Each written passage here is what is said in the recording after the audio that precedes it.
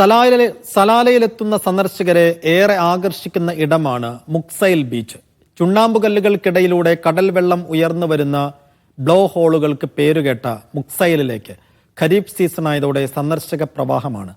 വിപുലമായ നവീകരണ പ്രവർത്തനങ്ങളുമായി ബീച്ചിന്റെ മുഖച്ഛായ തന്നെ മാറ്റിയിട്ടുണ്ട് ടൂറിസം മന്ത്രാലയം. സലാലയിൽ നിന്ന് 45 മിനിറ്റ് യാത്ര ചെയ്താൽ മുക്സൈൽ ബീച്ചിലെത്താം. വർഷം മുഴുവൻ വിനോദസഞ്ചാരികൾ എത്തുന്ന ടൂറിസ്റ്റ് കേന്ദ്രം കൂടിയാണ് ഇത്. കണ്ണെത്താ ദൂരത്ത് പരന്നു കിടക്കുന്ന നീലക്കടലും കടലിനോട് ചേർന്നുള്ള മർണിഫ് കേവും സന്ദർശകരുടെ മനം മയക്കുന്ന കാഴ്ചകളാണ്.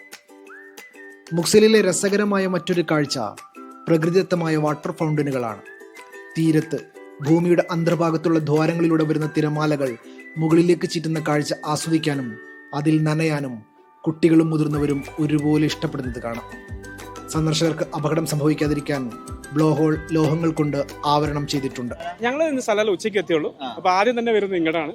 അപ്പൊ വളരെ നന്നായി വീഡിയോസ് ഒക്കെ നല്ല ആള് കണ്ട് ഒരു എക്സ്പീരിയൻസ് ചെയ്യണം എന്ന് പറഞ്ഞ് ഞങ്ങൾ ആഗ്രഹിച്ച് വന്ന ഒരു സ്ഥലമാണ്.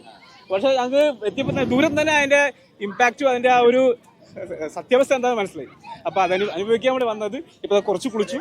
അപ്പൊ ഇനിയും നന്നായി കുളിക്കണമെന്നാണ് ആഗ്രഹം. സലാല വളരെ നല്ല എക്സ്പീരിയൻസ്. അലയിൽ നിന്ന് മഴ തേടിയ വേഴാമ്പലെ പോലെ വന്നെത്തിപ്പെട്ടതാണ് സലാല.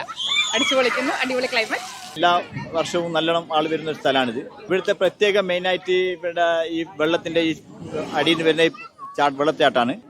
കുട്ടികൾക്കായി സിപ്പ് ലൈൻ, വിശാലമായ പാർക്കിംഗ് സൗകര്യമടക്കം വിപുലമായ നവീകരണ പ്രവർത്തനങ്ങളുമായി ബീച്ചിന്റെ മുഖച്ഛായ തന്നെ മാറ്റിയിട്ടുണ്ട് ടൂറിസം മന്ത്രാലയം. പക്ഷി നിരീക്ഷകരുടെയും ചൂണ്ടയുമായി മീൻ പിടിക്കാനെത്തുന്നവരുടെയും കേന്ദ്രം കൂടിയാണ് മുക്സൈൽ ബീച്ച്. Media 1 Salalah.